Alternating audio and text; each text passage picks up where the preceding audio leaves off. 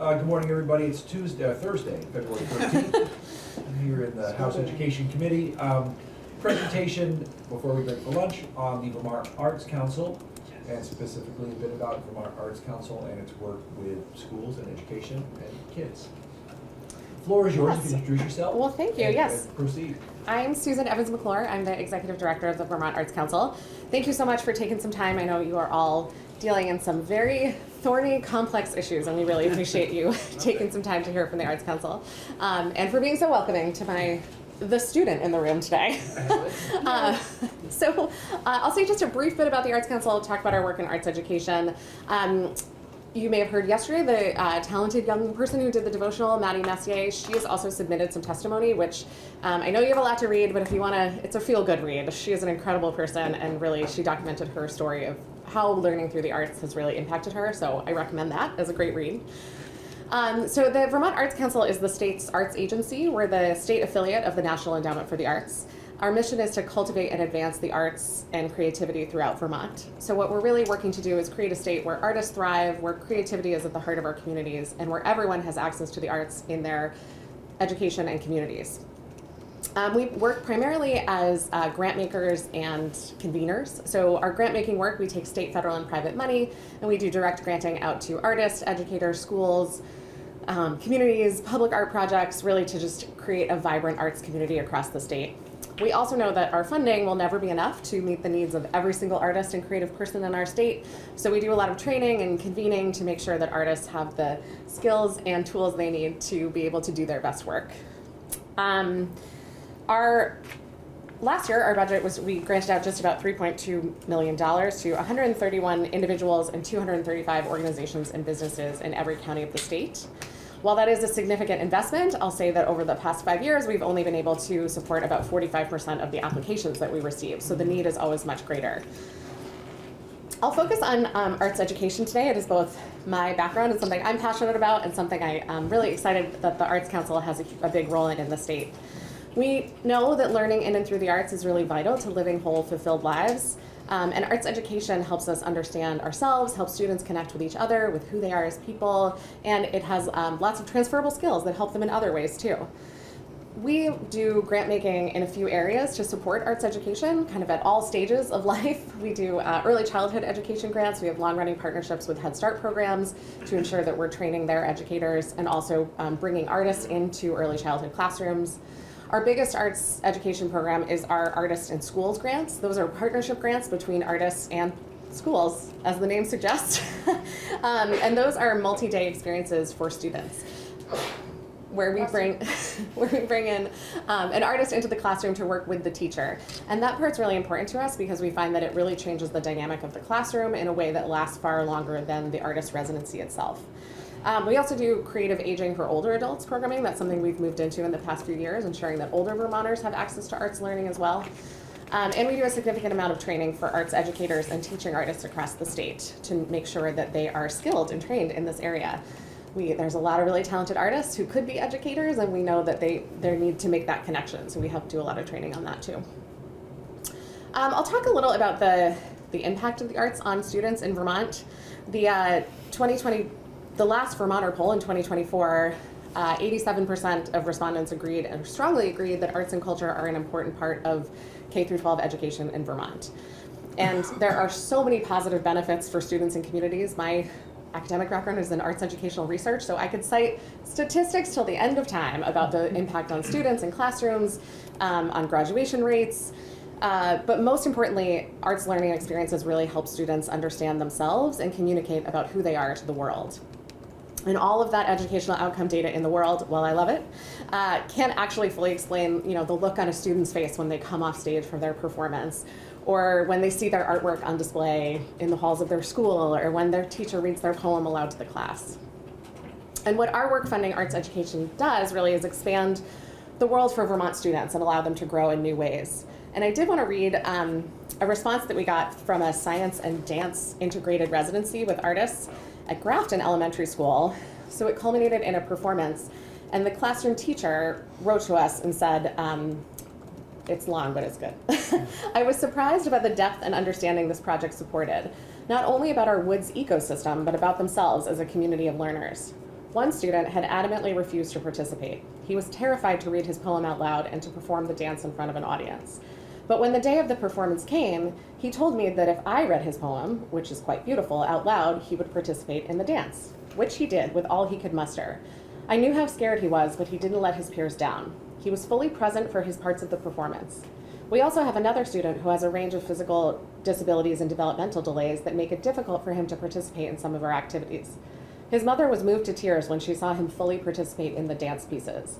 And as a paraeducator supported him to read his poem, he was able to read it out loud in front of the audience. His mother was moved to tears and told us she had no idea he was actually going to read out loud.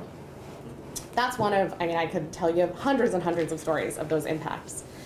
And the reason I was excited to come and talk to you today is because what we're hearing from arts educators is that there has been a big change in school-based arts education over the past 10, 20 years in Vermont. From personal experience, when I moved to Vermont 20 years ago, I thought, I'll just become a classroom art teacher. Like, I'm qualified for that.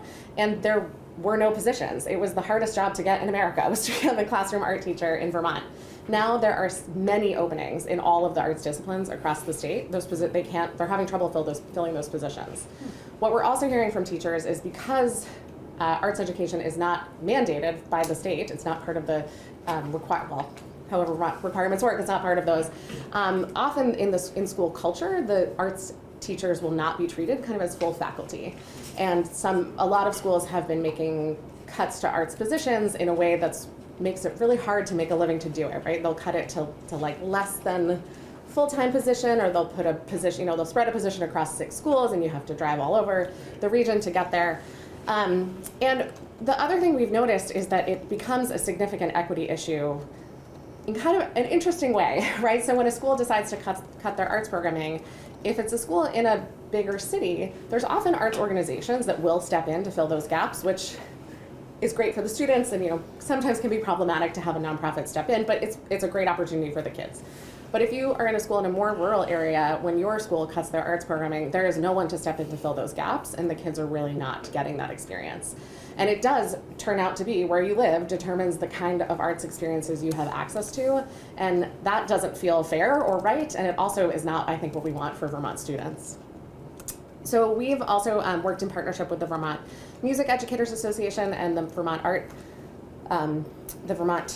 Educators Association, one of the many V acronyms that you live through. And what we've really worked with them to do is outline kind of 3 steps that we think are the right way forward.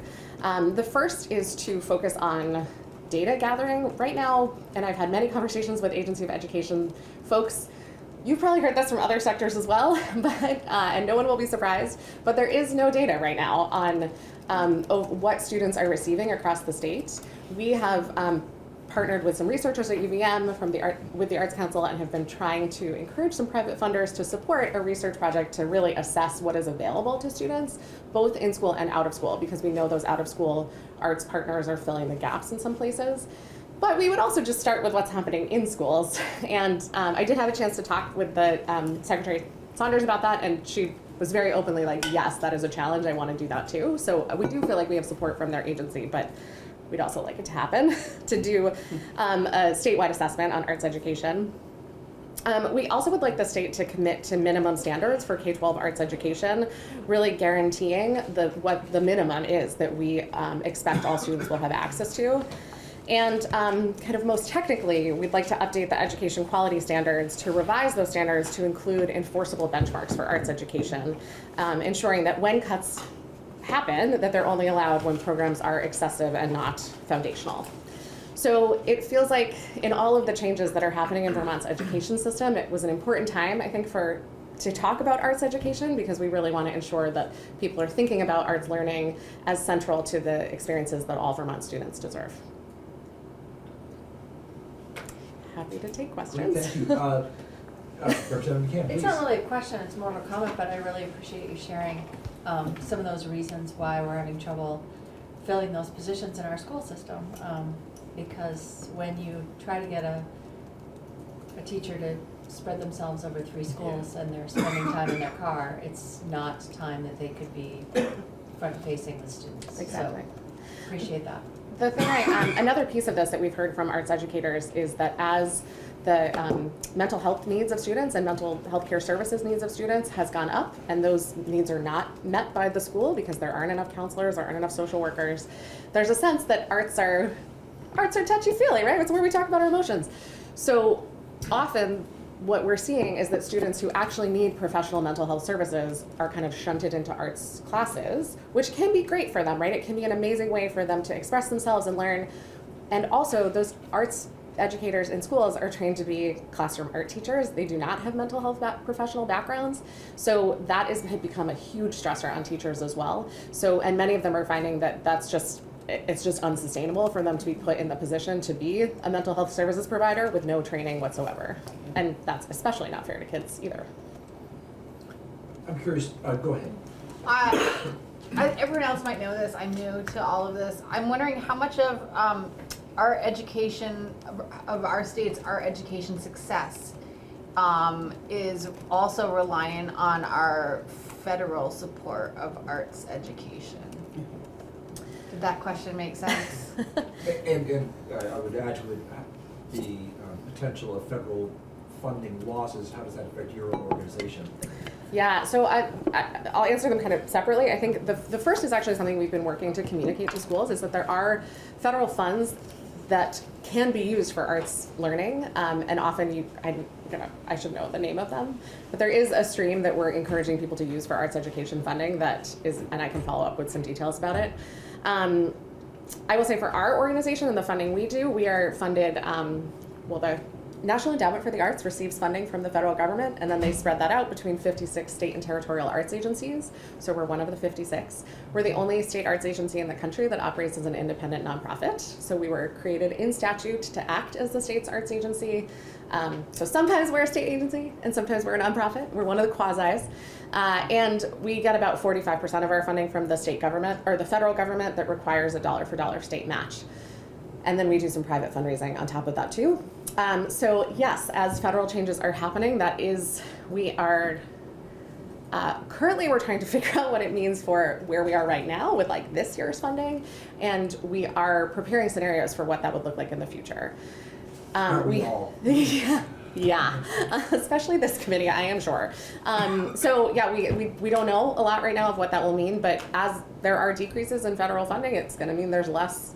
I'll say if, and try to be eternally optimistic. Nice. If there are decreases, that will mean there's less funding going to schools to support all the ways that we support, but then there's also some federal streams that support arts education in schools as well, outside of us. Would you describe that as money we're leaving on the table because we don't have the capacity to access it? For arts education specifically, what I believe with this federal funding I'm talking about is that it's going to other things in schools. So I don't think it's like we're not using it. I think it's instead going to other subjects or other needs. And I'm always conscious with arts education, right? There are so many needs in our education system, right? We don't want to prioritize arts education over something else. We want everything to be funded in a way that is sustainable across the board. I just had a question. You talked about updating educational quality standards to include enforceable benchmarks for arts education. What do you mean by enforceable benchmarks? So right now, basically, as the EQS standards, we do have arts education EQS. Do you say EQS standards? That feels wrong. Just EQS, right? I'm going to say it doubly, EQS. So but they do exist, and if you have the arts education program in your school, you have them as a metric to use, kind of if you want to, as an opt-in. And I think what we're suggesting there is that to make those standards mandatory. So if you have an arts education program, to use those standards as a tool to ensure that we are keeping a basic minimum in schools. But it is an opt-in, you're saying? Yes. Mm-hmm. Wow. And this is I will say this effort to have, I hate saying minimum standards because it sounds like that's not the world we want to live in, right, is minimum standards.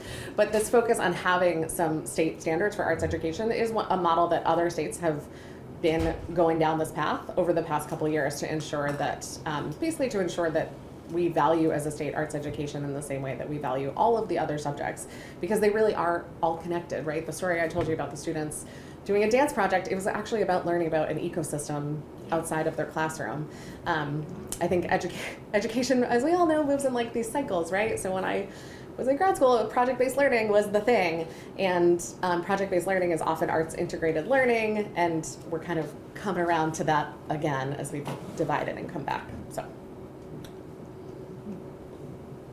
Any other questions?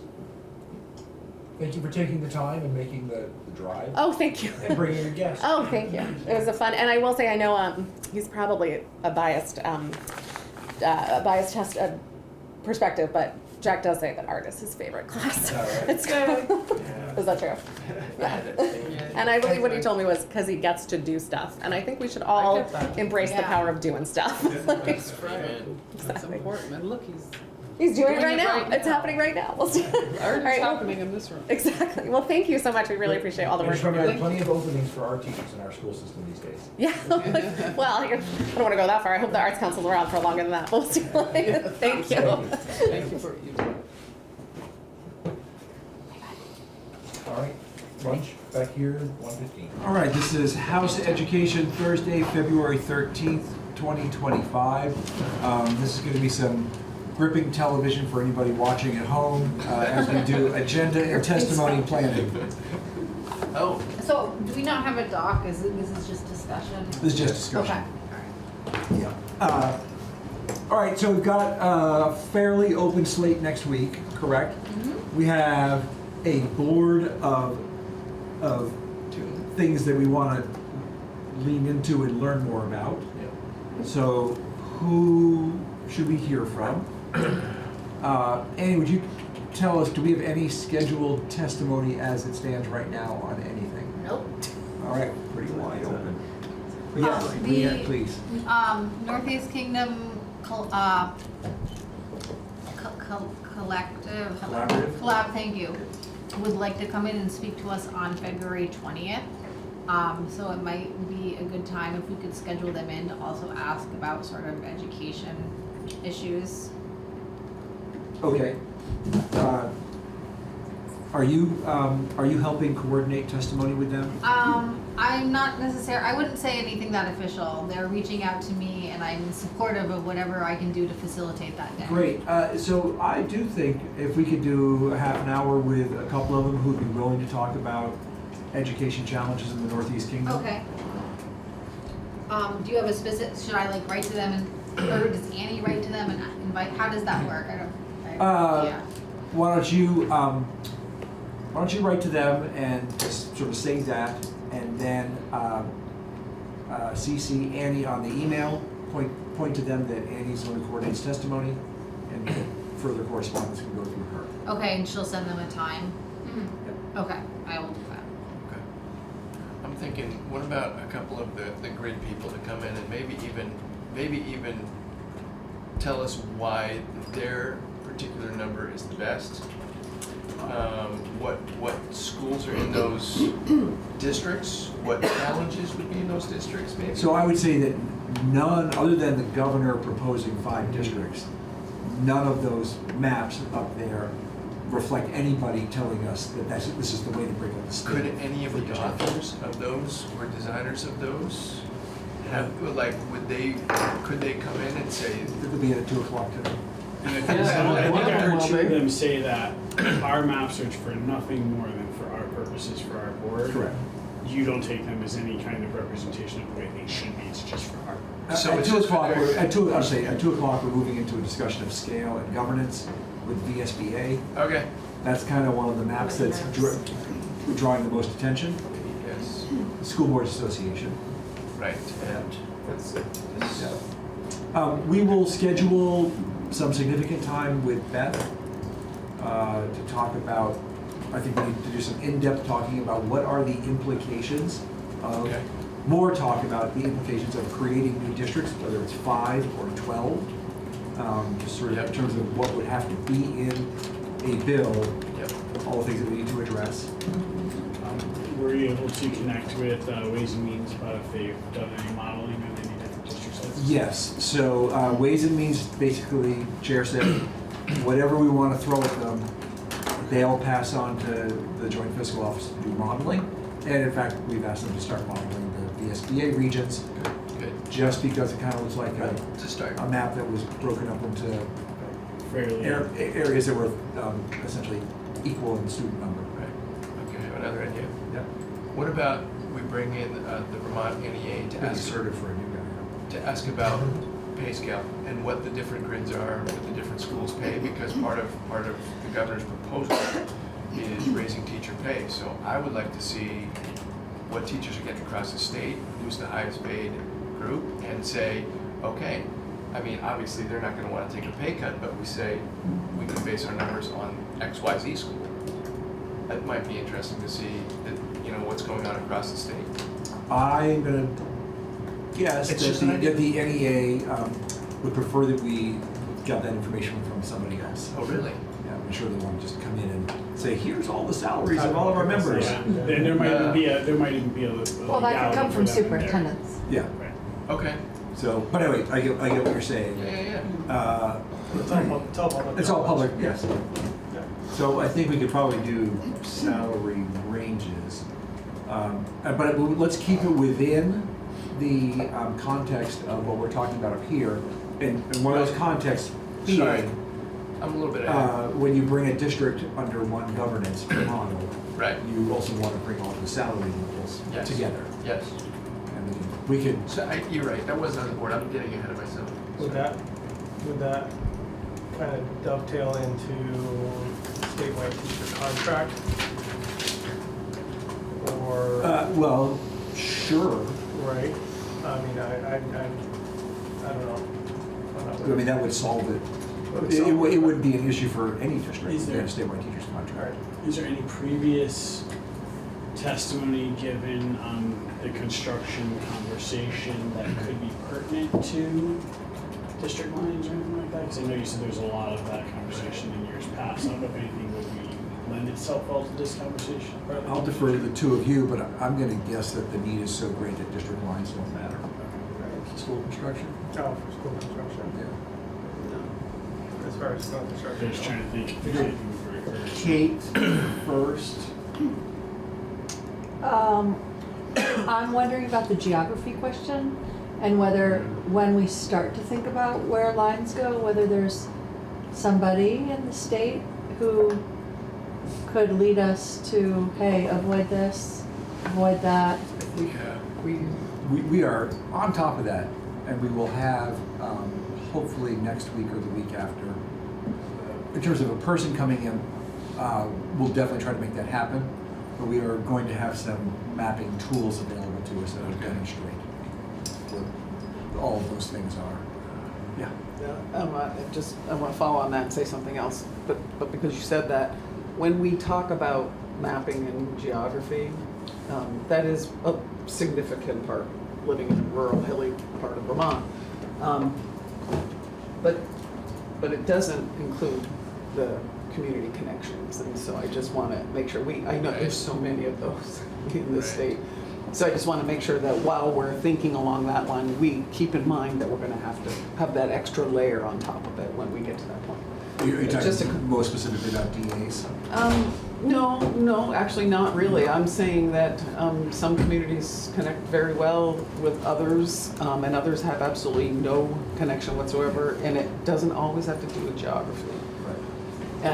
And I think those can play, I bring this up because I remember it being a challenge when we were working on Act 46. Things that we had thought there were no barriers to, suddenly there were huge Rivalries. barriers. So I'm just putting that up there. The question I wanted to raise was, where are we going next on special ed? Because to me, that rises very high in our cost drivers. And while I was a big supporter of 173 and the impetus that drove us to do it, I don't think that it has worked out in the way that we had hoped it would. And we need to be doing more there. And I know we said especially extraordinary costs, and that is a big part of this, but it's not the only part. I mean, special ed, and I'm feeling a deficit in the proposal, when I was elected, this is the proposal, but especially around special ed and how we're gonna handle that. So I'm not giving you a suggestion of somebody right yet, but I'm No, not there- sure there- where there are we, plenty there's so of people many, out I there. know. If we could kind of hone in on what we would want to Yeah. learn. I mean, extraordinary cost drivers, I think, is something, is very specific. Yeah. We can probably Yes. bring in people to talk about. And maybe we'll start there, and those same people, I think, can probably speak to those concerns as well. Agreed. I just keep going back to 173 and the need or the drive to lower those extraordinary costs through early identification and meeting the needs of kids early. And so, Yeah. again, I just want to focus on that. Can I go back to a few minutes ago, we were talking about statewide contract testimony. What is the process for if we decided, oh, that sounds really great, and we're gonna make that change? Does the department or does the agency of education ultimately decide that? Do we decide and make a law that there's gonna be a statewide contract? Like, how is that decision made? I think that's a question we need to have answered. How do we transform from what we have now to a statewide teachers contract? And can the NEA just be like, no, we're not interested in engaging in that, and then that's it? I don't think so, but I don't know. I mean, that's all legal law. It's a good question. Okay. How about the direct contracts play out? It's I mean, everything currently, everything is a negotiated contract. Right. I think we probably, go ahead. I guess I thought we had kind of landed towards where some of this was yesterday, and I think we have to kind of stop just discussing and start doing. And so, like the green pieces, particularly towards scale, Right. we have some, I'm not saying like consensus, we're all on board, great, we agree on the same thing, but we know the problems here or the challenges. I think we could ask questions forever. And I think we need to start asking questions in the context of real specific proposals and legislative language. Yes. So class size minimums we have up there, so I think Let's we drill need to be down looking on at that. language and getting specific feedback, not about an abstract idea, but Yep. about specific policy. Using DQS possibly as a tool towards school size, moving towards ideal school sizes. We have to be specifically looking at that. I think we had some testimony that raised some questions yesterday that BOCES is one of the answers, potentially, or part of a solution towards special ed costs. Then what do we mean by turbocharge BOCES? And let's work on specific language around that. Okay. I think that the questions are endless. Yep. The time is not. And so I think we have to pick a couple things to start digging into actual policy on, because also our timeline is impacting ways and means, and what, if the policy drives the funding, these decisions matter in terms of any potential funding changes or foundation formula and assumptions there. So it's really hard. What could go first is really hard here. I feel like we have to just start doing. So I would just say, why don't we, at a minimum, begin with class size minimums? Yep. And maybe get some testimony from superintendents, okay, where class size minimums, especially rural areas where class size minimums would in fact be a challenge or an opportunity to solve to that challenge. And I'll work with the Superintendent's Association and maybe some of my own from my area to get some testimony on that. I know it's one more thing, and I totally appreciate what you're saying, Erin, but I think that we haven't dug deep enough into the tuition piece that we have up there and the potential cost drivers around that, and we don't have a good sense yet. But I do think the data's there at the AOE. That may be covered under, so there are legal issues about going to larger district sizes that make tuitioning in and of itself challenging. So we may start off with a bigger discussion about tuitioning in general. That's fine with me. I just don't think we understand what it really means and the What cost of education when you tuition for a school district that has we talked about this yesterday. I don't need to go down it, but what the actual challenges are when you have a mixed delivery system and what the actual costs. I mean, I've seen some numbers, and they've come from the AOE, that actually show significantly higher costs. So do you have thoughts on testimony for that? Who, what, where? Let me think on it. I don't. Oh, yeah, let me get to Sure. Beth before going further. Oh. Go ahead, Beth Quimby, that is. Hi. Hi. Hi, Beth. I don't know if we're ready to hear from anyone specifically yet, but I don't want us to forget with districts, redrawing district lines, about trying to equalize tax capacity among districts. Because I know that was a consideration in the governor's plan. So totally agree with that. I would say Yeah, that that's, I don't think we're ready yet. it's a Ways and Means thing too. And they Yeah, are, and I can tell you, they're very interested in that. Okay. Yeah, no, but don't let us drop the ball on that question. Yeah, having Yep. equal school districts. Yep. Yep, very important. Yeah. All right, so we talked about class size minimums. I was Do gonna we say feel- along the oh, I'm class sorry. size Sorry, minimums Kate. that we have 5 elementary schools in the U32 district of varying sizes, and so that superintendent might be a good one to call on. Yep. Yeah, and I'm gonna probably lean on a couple of mine, Yeah. having the exact same situation. Talk about school size, right? Class size and school size. Yes, correct. But I mean, I'm gonna just throw this idea out there. That when we talk about school sizes, just because I think that there are things that really that are hard to measure, such as the community importance of a small elementary school in your community, versus the opportunity gains for students in middle school and high school by a larger school. Yeah. That maybe we focus on what I would call the low-hanging fruit of the opportunity gains of upper grades I think that's what I was than thinking of. than to But if we're dealing with class size, Yeah. there's no way to, class size minimums or changes are going to put pressure on some elementary school sizes. Yes. I think that's a Then reality. that's why I like to mix people in, but that can also potentially be solved.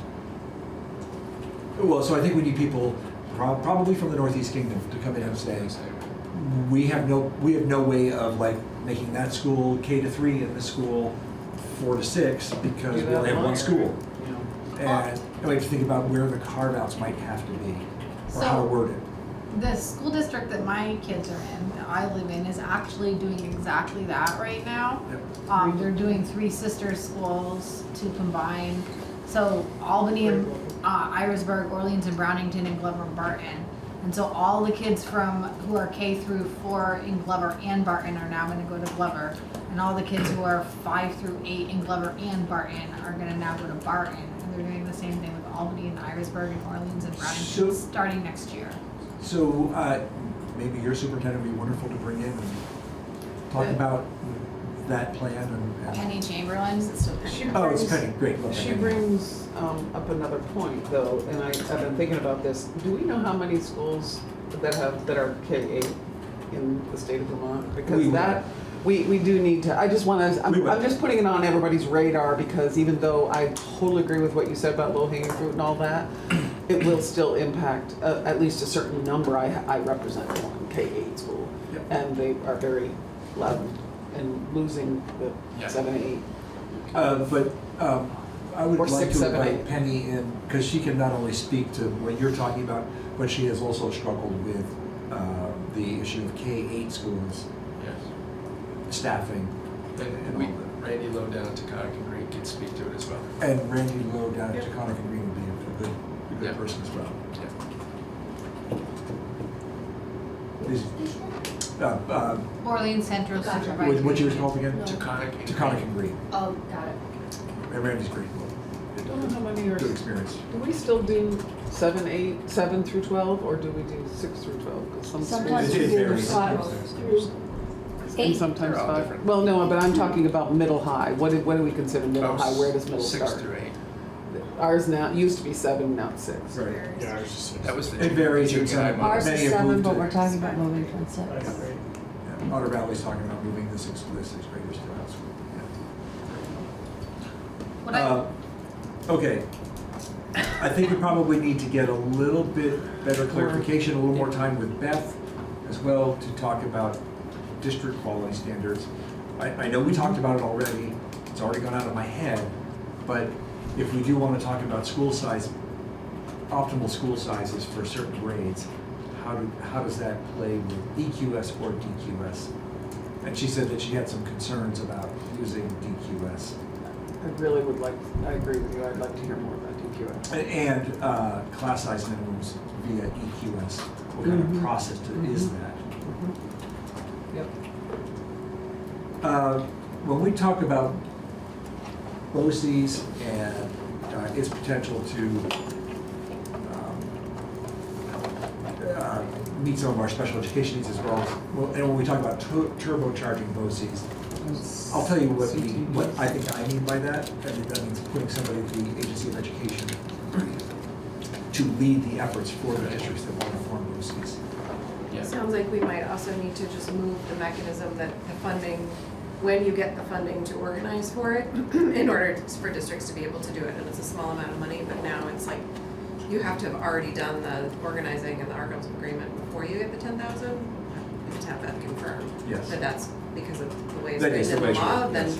we might need to Yep. flip that. Flip that and say you can Free up that apply, you money. can apply for a $10,000 grant in order to do your Articles of Agreement. Yes. This is a little off the subject, but on the subject.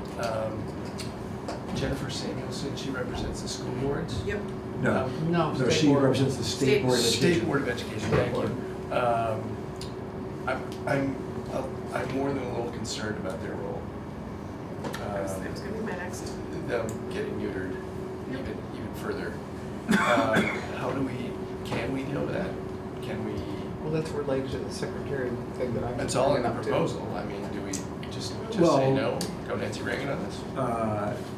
We have them coming in tomorrow. It's a Yep. budget request. Okay, right, I saw We that. could, we may have a little time to ask the question. I mean, we've almost heard enough, and the question will just come to us. At a certain point, we've got to make all these decisions. Right, right. And have we heard enough about whether we should move all that rulemaking power to the AOE to make the decision? Have you made, but no, or do you want to hear more, and if so, who do you want to hear from? You know, this just occurred to me, but related to this, we actually have a legislator who served in the role of secretary. Might be helpful to hear from her perspective as the first secretary. Second secretary. Yeah, but this is more of a state board. That's not, Yeah. I mean, that's what his request was, but I'm still concerned about even the role, Yeah. the political role. I agree. I would agree there too. I mean, I'm trying to we heard understand- from Armando Vilseco last week as Right. well on this issue. And didn't he point in the direction of someone to talk to? Thank you, Talbot. Total Recall. Who Oh, was that? He- Bill Talbot. He Okay. can't ask Bill. Yeah. That's- Why? He didn't suggest two people? Though, I thought there were two names. I think he mentioned Rebecca. CFO and the deputy. I'll jump in, I agree with Kate. There were two names and it wasn't Rebecca. I don't remember who it was, it might be in my note. No, we know who the other name is, We- but but that's we long- know- Okay. he was in that position a long time ago. Yeah, no, I- he's not. I'm not as comfortable with us spending a lot of time going in the like way, way, way back machine, because I think we have to live in the where we're going machine. Just hear me out, yeah, and so I think, maybe I agree with you or where you were going, regardless of the governor's proposal in terms of sort of education stabilization, coherence, and challenges we've known for a long time, for the whopping 4 years I've been here, a lack of clarity around the state board's role and resources for the state board to do its work, even in the current configuration, has been a challenge. And so I think that's been highlighted to us again in the last week, and so I see a need.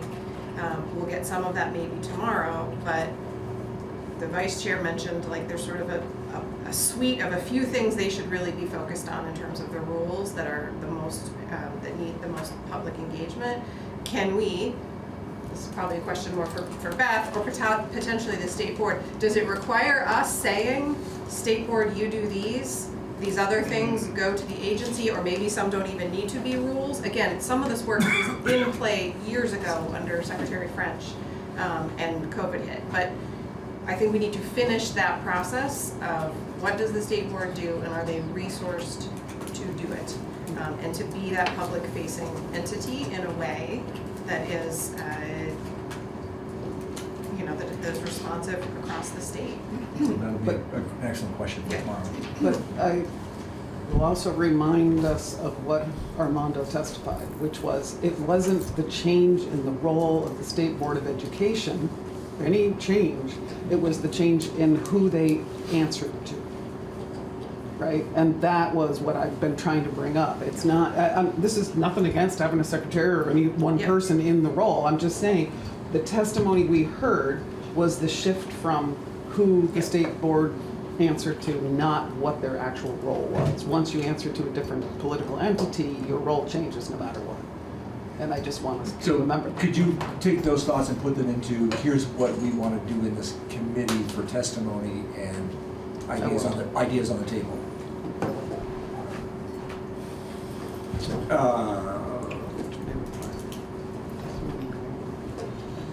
All right.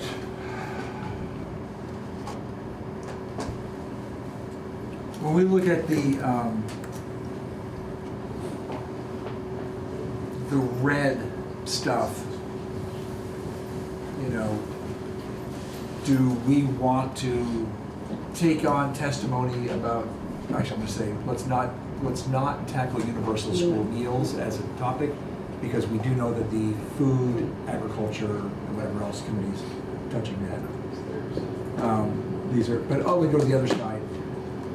Articles of agreement, and essentially in the creation of new districts, we'll get some clarity as to whether when we have Beth on, we'll get some clarity as to what becomes of them as a result of creating new district lines. If we are going to draw new district lines and create new districts, we're going to need to decide how they're governed. So we need to give some thought to that, and maybe we need to get some testimony, perhaps when we have the School Board Association on in 15 minutes, we can ask that question. Again, that also is something that we can offload to government operations, which is already taking a lot of testimony on this. We can always go back to school construction, which I think we have pretty strong feelings here around the table that we need to have a program if we want to talk about transformation.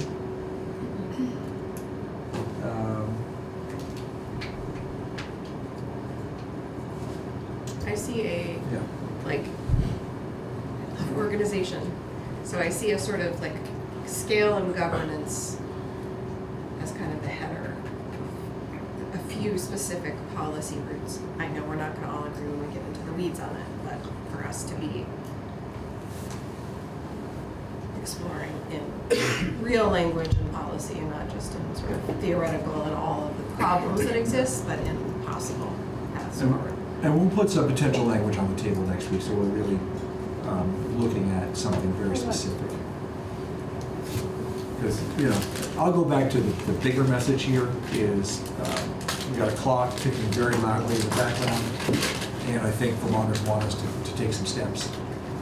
I'm not sure we're going to eliminate property taxes, but at least address some things. All right, why don't we just take the rest of the time for ourselves, think about some of this stuff, and if you've got thoughts on testimony for next week. I will also block off some time for some bill introductions. There are several that are kind of queued up. We'll have Herb in with a couple others as well, since we got some free time. All right, we'll close there. Okay, this is House Education, Thursday, February 13.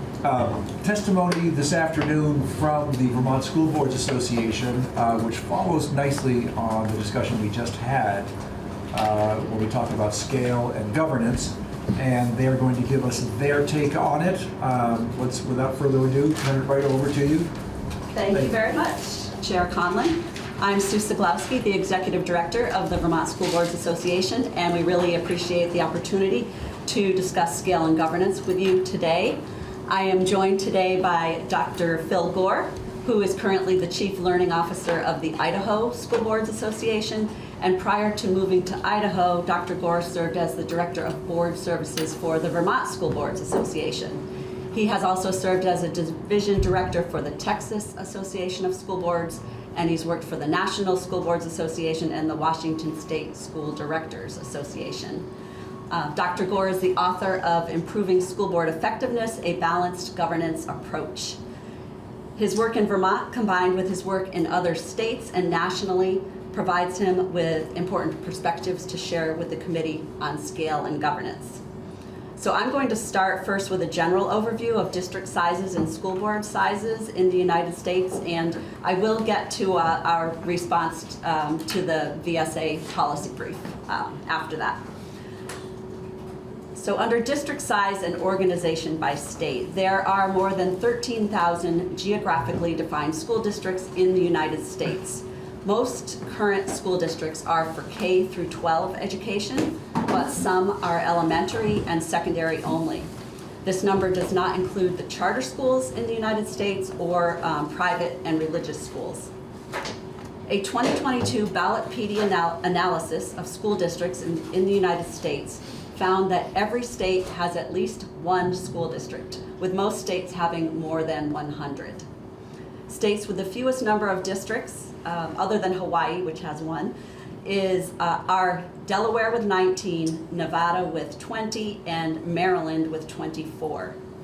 States with the highest number of districts, and this is all in my written testimony, are Texas with 1,022, California with 977, and Illinois with 853. It is important to note that these numbers may have changed slightly in the last 3 years. The landscape of school districts is constantly in flux as new districts are created and existing districts are merged or eliminated over time.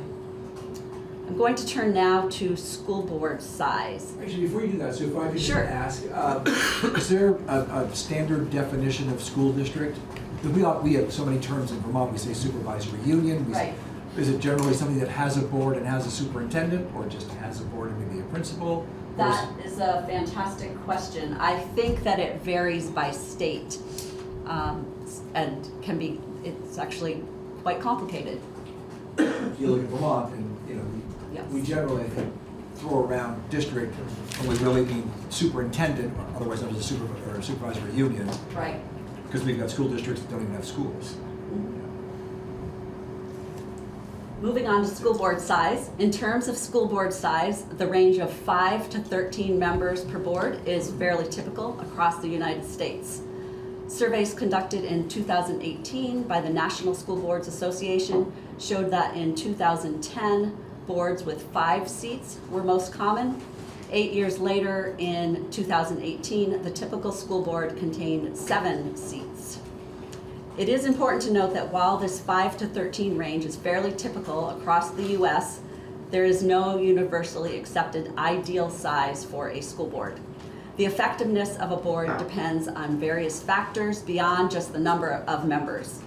Factors such as board member backgrounds, adherence to best practices, small group dynamics, and ability to collaborate with the superintendent all play crucial roles in a board's impact on district performance. And this brings us to district performance, specifically student achievement, and whether and how a board has an impact on it. And to jump ahead to the conclusion, the answer is yes. Research concludes that the way school boards govern does indeed affect district level performance. How do we know this? The Iowa Lighthouse Study is one of the richest data sets available, conducted by the Iowa Association of School Boards. The association conducted ongoing research on effective school boards and their roles in advancing student achievement. The studies identified characteristics of school boards of districts with higher levels of student achievement and how they may affect their district's performance. Their conclusion: school board actions are a key part of a culture of improvement, and school boards can create conditions that promote student learning. The Center of Public Education, which is the research arm of the National School Boards Association, conducted a meta-analysis of 10 studies and reports on school board leadership, including several based on the Iowa Lighthouse study. The result is a report entitled 8 Characteristics of Effective School Boards. One of the most reputable research-informed lists of attributes of effective school boards, the 8 characteristics is a structure commonly referenced on the national level and when researchers are studying school boards. One of these characteristics of an effective school board is a collaborative relationship with staff and the community, and a strong communication structure to inform and engage both internal and external stakeholders in setting and achieving district goals. The Lighthouse study is particularly relevant in conveying this. The research found that in high-achieving districts, board members maintained strong and open lines of communication with the superintendent, staff, and one another. They gathered information from multiple sources, including the superintendent, curriculum directors, principals, teachers, and external experts.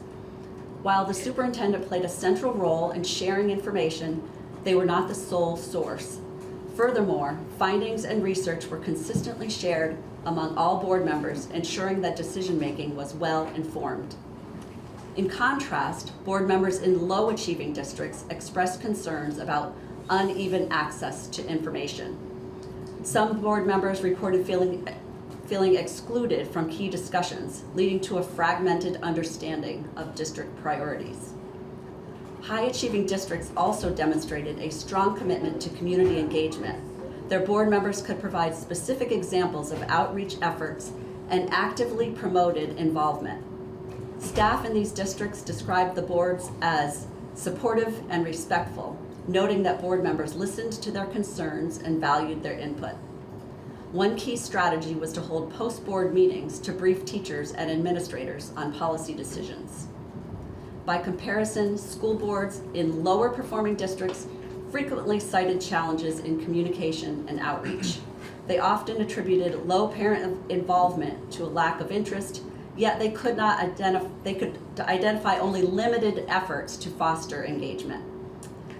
Many board members expressed frustration with the community's lack of participation, but believed there was little they could do to change it.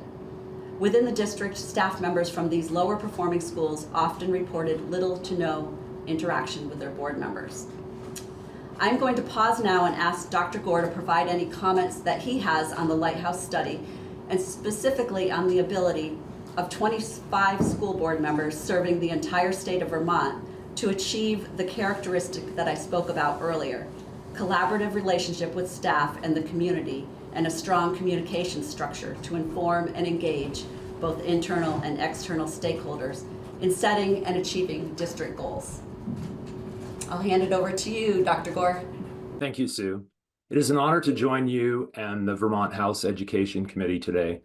I had the privilege of participating in the Iowa Lighthouse research study.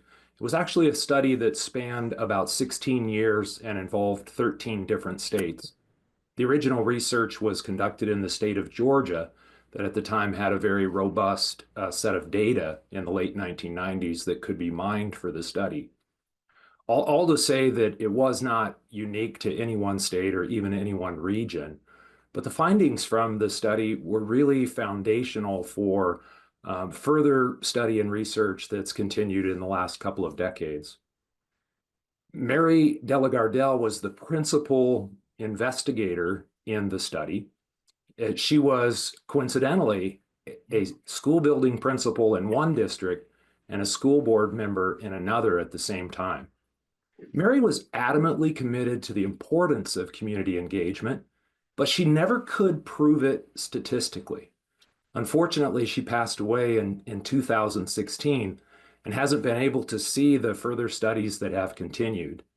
But since then, other researchers, including Ivan Lawrenson and Bill McCaw from the state of Montana, have been able to show a statistical relationship between school boards engaging their communities in the board's work. So setting a vision, defining values, setting goals, and the likelihood that student achievement is improving overall, while at the same time achievement gaps are closing. Importantly, this is not the type of community engagement of parents, caregivers, families participating in schools. This is, again, community engagement, students, staff, and families engaging with the board in the strategic governance and oversight of the school system. Again, the board establishing values, vision, and goals collaboratively with the greater community. When the community participates in these governance type activities together with the board, that's where we see student achievement and gaps in achievement more likely to be improving. Vermont's long tradition of local governance of its public schools is highly more likely to support improved student outcomes than a more remote, regionally, or centralized governance of Vermont public schools. The closer governance is to the schools and the students, the more likely that governance is to represent the vision and values of the local communities and what those vision and values are for the schools. Arguably, there's a room for balance between community representation and efficiencies of scale. It's hard to know what would be the ideal number of school districts in any given state. Consideration needs to be given to both economies of scale, local and regional differences of both expectations and resources, and sharing of best practices across the state. While there is always room for improvement, state lawmakers and public education providers want to carefully explore and balance any mandated changes in governance structures. While it may be difficult to stipulate what the ideal number of school districts would be for Vermont, that number is much larger than 5. Back to you, Sue. Thank you. I'm going to, unless there are questions here, I'm going to move on to speaking about school advisory committees. I do have a question or two. First of all, I always wonder about causation and correlation, but I won't get into that. I think there's probably a correlation between people who are naturally more involved and having higher student achievement, as opposed to it being a causation of higher. Anyway, what I'd really like to know is there any, I think a challenge with school boards in Vermont is there volunteer, busy people who generally don't have the capacity to engage the community, and is there any data that shows that a semi-professional board or a raise in stipend translates into better community engagement? Can I answer that, Sue? Yes, please do. Unfortunately, there is not. There are a handful of states that pay a substantial amount. I would call it a salary, probably more than typical legislators are paid. In the state of Florida, in the state of Nevada, in the state of Louisiana, there are a handful of states that pay school board members to serve on the school board.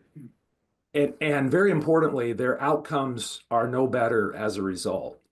Now, do they have more time? Yes, but how are they spending their time? And you could do a fun Google search of some of those states to see how school board members are spending their time. A full-time school board member tends to spend their time on administrative and operational details of the district instead of the bigger governance picture. They're removed from that lay citizen role, if you will. Thank you. It's a job. Go right ahead. Okay, thank you. Turning our attention to the creation of local school advisory committees or councils for every school. That's part of the governor's proposal to maintain a degree of local control in the proposed 5 districts. The concept of school advisory committees or councils is not new. Dr. Gore will speak to some of their history and effectiveness in a few minutes. First, I would like to take an example from the School District of Philadelphia. In June of 2016, the School District of Philadelphia adopted a policy to create school advisory councils, which are peer-elected, collaborative teams composed of family members, which is the largest group, the school principal, teachers, or other school-based staff, students for schools with grades 7 through 12, and community members. The policy was designed with the intent of significantly increasing the involvement of families and the community in the educational process and making the school advisory council a catalyst for change in the district's schools. However, over the past several years, the SACs in Philadelphia have struggled with their mission to be effective agents in support of student achievement. These challenges stem from a lack of cohesive policies, procedures, and practices related to their operations, and the difficulty of recruiting family members to join the SAC, resulting in unfilled seats. It is worth noting that this new structure requires additional resources. For instance, at the central office, Philadelphia has a school district office of family and community engagement to support the work of the SACs. It also requires additional resources at the school building level and demands significant time from the principal, who is required to be a member of the SAC. And as a school leader, they are responsible for ensuring the committee's creation and fulfilling a list of duties related to the functioning of the SAC throughout the year. Other questions and issues related to the SAC that would need to be addressed are bylaws to define the size of the SAC, the role of officers, how officers are chosen, who can be a part of the SAC, how are members chosen, if it's by an application process, the timing and criteria for those choices, if by election, who runs the election and what are the procedures, are elections school-wide or community-wide, or are members selected by their constituency group, for instance, parents, staff, and students. What is the length of their term? What number constitutes a quorum? Who determines the agenda for each meeting? A conflict of interest procedure, public comment parameters, operation policies and procedures, clarity of roles and responsibilities of the SAC members, and are the SAC meetings subject to open meeting law? And if so, which requirements of the open meeting law would apply? An overarching question to all of this is, how would the chain of authority and accountability that is so clear right now in our education governance system in Vermont be affected by this new structure? In today's system, authority flows from the community, specifically the residents or voters, to the board to ensure that the district is well run. The board delegates authority to the superintendent, who is the CEO of the district, who in turn delegates it to their administrative team, and it continues on from there to staff. Accountability flows in the opposite direction, from staff back up through the admin team, superintendent, board, and community. Where would the SAC fit in this chain of authority and accountability? Before I move on to the VSBA's response to the Vermont Superintendents Association's policy brief, I'm going to pause to see if Dr. Gore has any comments related to SACs, and he does not have any written comments on this topic. Thank you, Sue. I've had some experiences firsthand with site-based councils. This is one of those things that sort of has a 25-year cycle that just seems to come back around. But these were highly promoted in the 1980s and prolifically adopted across the US in the 1990s. I served on a school board in a rural school district outside of Seattle in the early 2000s, and we had site-based councils. The challenge becomes over time, and Sue alluded to this, it's an additional duty as assigned to the local principal to make sure these happen. In reality, they don't accomplish anything more or better than a highly effective local PTO or PTA. They're filling the same type of role. It's a sounding board. What do you think about this? What do you think we should do on the new playground? What are your thoughts on the time of day here that we are ending time and how we line up kids for getting on the buses? That tends to be the level of conversations that happen in site-based councils. While well attended and acknowledging they can be of help and assistance, the problem is over time there's a devolution. And I have seen this all across the country where the law says you have to have a site-based council, or even a school district policy says you have to have a site-based council, and it has to include this person, this group of people, this group of people. Over time, a principal that doesn't have a lot of extra time for the extra duties as assigned, simply puts staff people in just about every single role on the committee. So you end up with a staff who happens to be a parent of a child in the school, or happens to serve in some other capacity in the community. And it just becomes stacked with nearly all, and sometimes only, staff people, which really just destroys the whole idea of public and community participation in anything that we would think of as governance, of curriculum matters, of discipline matters. And then these people are not elected. They're not authorized typically by law to be privy to personnel needs, staff discipline needs, student discipline needs, right? So they're really removed from having any true accountability or authority, and they're just another meeting that the principal has to have once a month. I have a question. I'm thinking back to when we went through Act 46, unification in my district, and I do know the superintendent made an attempt at doing school advisory councils. I would say he formed them. Therefore, I think a lot of the questions that you brought up, Sue, about chain of command and open meeting law and all that, it was because it was more advisory and sort of getting together. But I do remember it being used, well, first of all, it fell apart just as you described. But I remember it being used to fulfill a federal or state requirement for school improvement plans or something. Could you talk a bit about that? My memory's a little foggy on that. That is a requirement under ESSA, the school improvement plan, and it is a requirement to involve the community. Okay, so maybe it was an attempt to have a tool Yes. to fulfill the ESSA requirement. So how do districts, such as some of the ones that you're familiar with, deal with that ESSA requirement, period? I'd be happy to answer. Oh, go ahead, Phil. Again, that idea that if you need a parent on the committee or a guardian, you just simply pick a staff member that happens to check that box as well. And I mean, that's the way I've seen this played out. And I can remember when I was a school board member that the principal pulled together a group of people to do that work. And as a school board member, I was the one from the board that participated. So if school advisory councils generally don't work, I guess I would say, well, what then? What's the alternative to, you know, if we have larger districts, and I'm not saying 5, but maybe we have 14, how do people feel, or what role, what's the alternative to this? Is it just a robust PTO, PTA?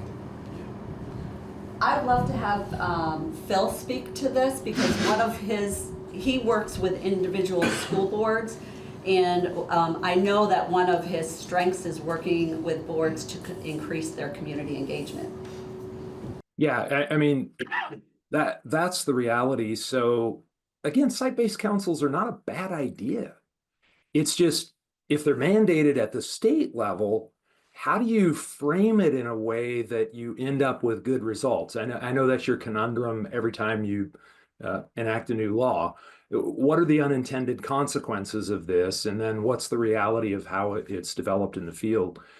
I guess for one, I would encourage a conversation that the committee has maybe with representative group of principals from the state, as well as perhaps representative group of teachers for how they see that working.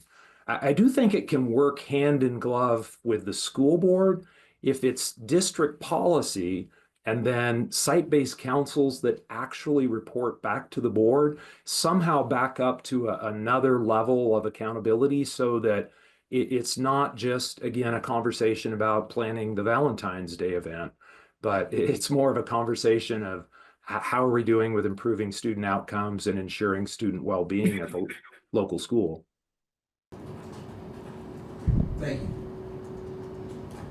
Is it okay if I move on to instructional scale and respond? Questions.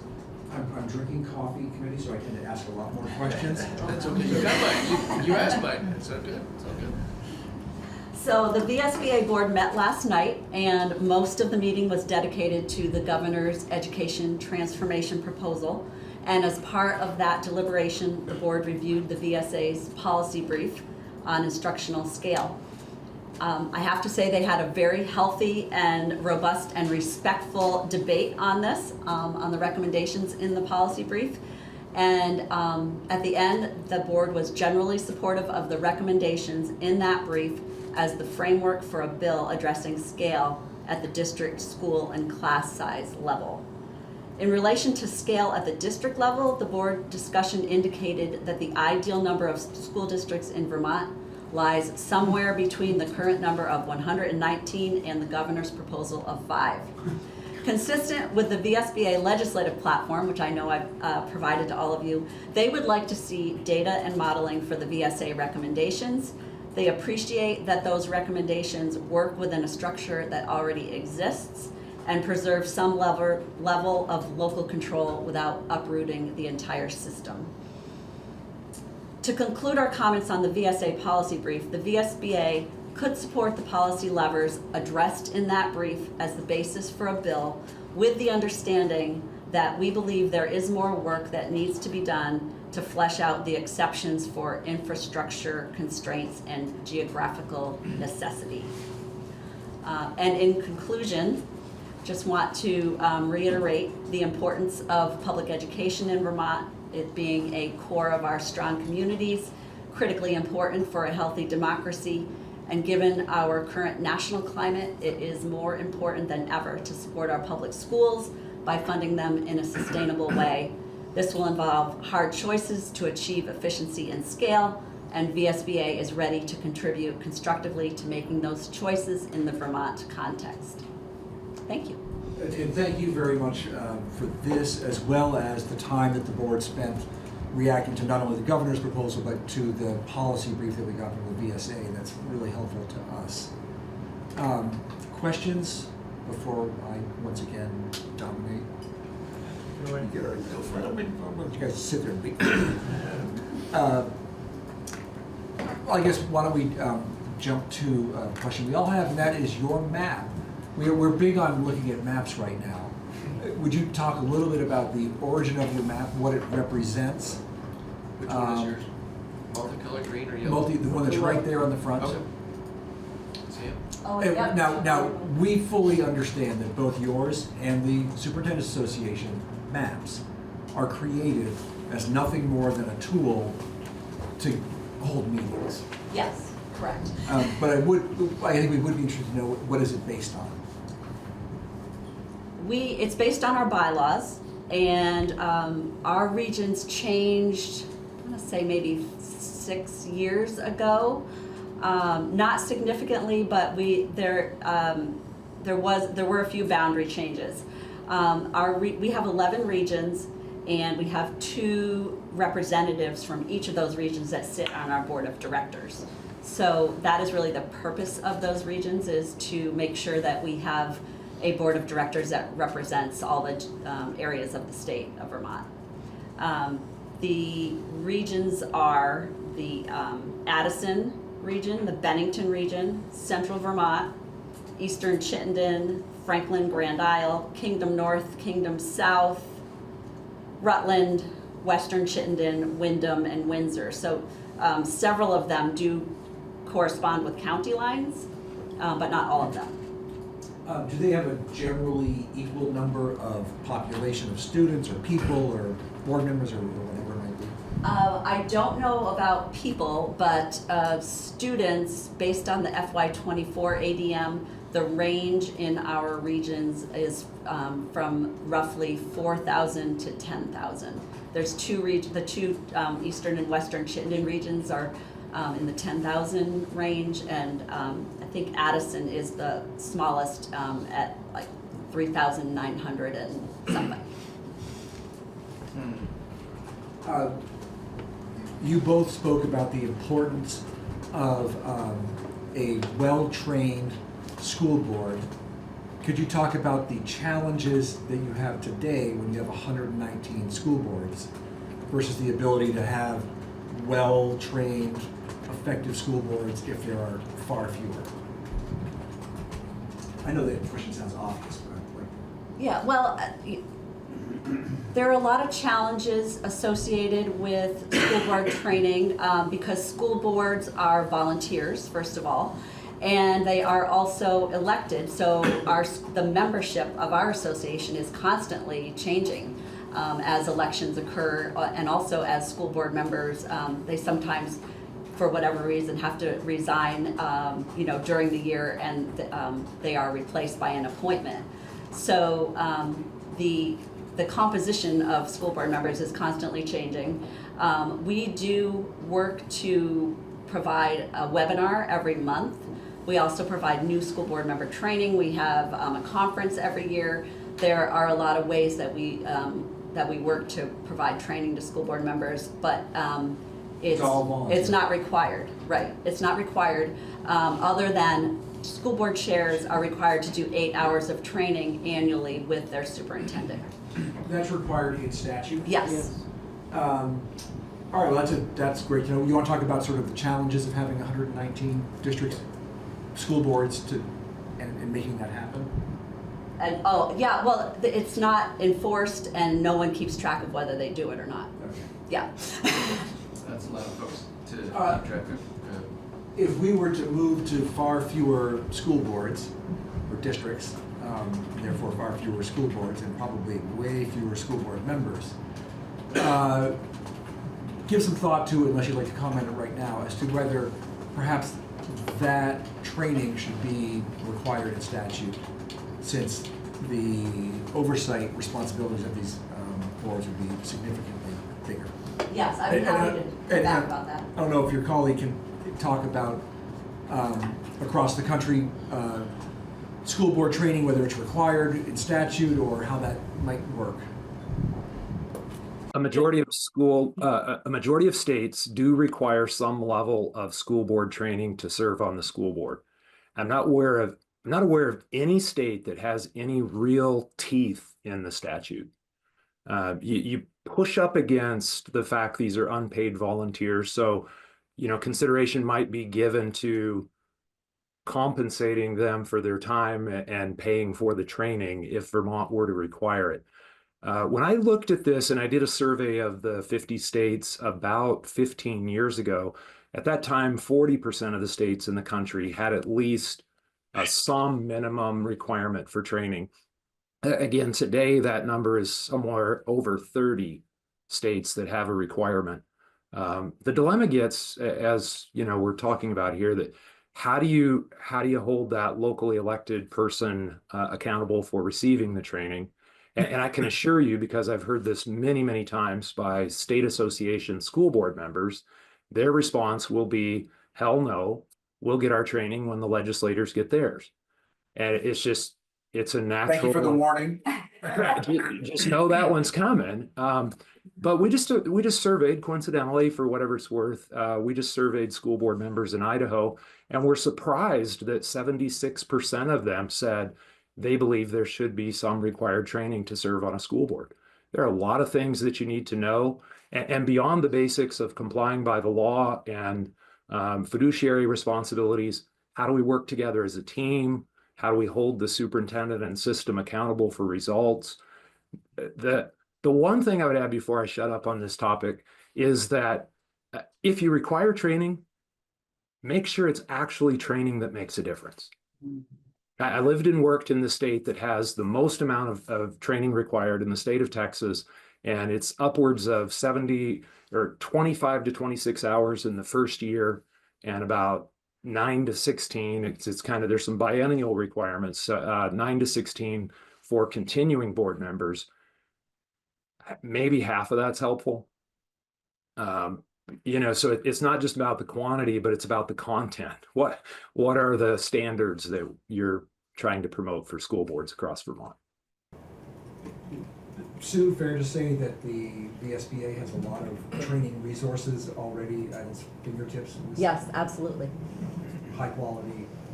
Yes. Which I would vouch for. I would also vouch for the fact that it's required for chairs and superintendents to do training together. But I know in my years as a chair, The police never showed up at my house for skipping a few meetings. Yeah, please. I'd be happy to speak to it because even though I am not a chair anymore and actually haven't been a chair since the requirement came into place, I am a school board member and am very aware of the, I can only speak for my own SU, but the responsibility that our superintendents and maybe slightly less so, but the chairs also take that into consideration. I mean, they feel really responsible to do it, and I have heard them say many times, oh, we can do this because it counts toward our 8 hours. It is not off the radar of all of our school boards, and I think it's really important for us to know that. So while we don't have a mechanism to enforce, the reminder is there, and I thank the VSBA for staying on top of that, and the VSA, because it is a joint job that they both do. I also want to say that there's a need for board roles and responsibilities training, and I can only speak for my district, but we do it annually and try to do it after elections so that new members participate in it, and we often actually pay an attorney to come in and help us with parts of that, outside of the VSBA. And last thing I'll just mention, I haven't been to one of the conferences because I'm usually too busy lately, but for years I have attended training at the conferences, and they're really helpful to board members. So the ability to get training is there if we make it a priority as the role of a school board and a district, because it really does require that connection between the superintendent and the school board. It's critical to have that connection there, which is why I'm glad we passed the law saying it had to be joint training. Thank you. I might lobby for Fairleigh not being the location every year. Next year it's in Burlington. All right. And it isn't every year anymore. Or this year, I should say this year it's in Burlington. Which is very hard for. Well, this has been very helpful. Did you say, at your discussion with the VSBA board about the VSA policy brief, could you discuss perhaps some of the concerns that came to the surface? I think a lot of the concerns had to do with rural areas that would have challenges meeting the numbers that are in that brief. And that's why in my testimony it says that we think that's an area that needs to be fleshed out more, the geographical issues, as well as facilities challenges. Yeah. Those are the two big things. Yeah. Okay, that's very good to know. All right. Anything else? Thanks. And if you could come up with a perfect number for school board members, that would really be helpful to us. Just let us know what it is when you have it. Okay, we'll work on that. Thank you. Thank you. Everybody, we are free till the floor at 3 since we're off. Let's do a good job of getting there on time.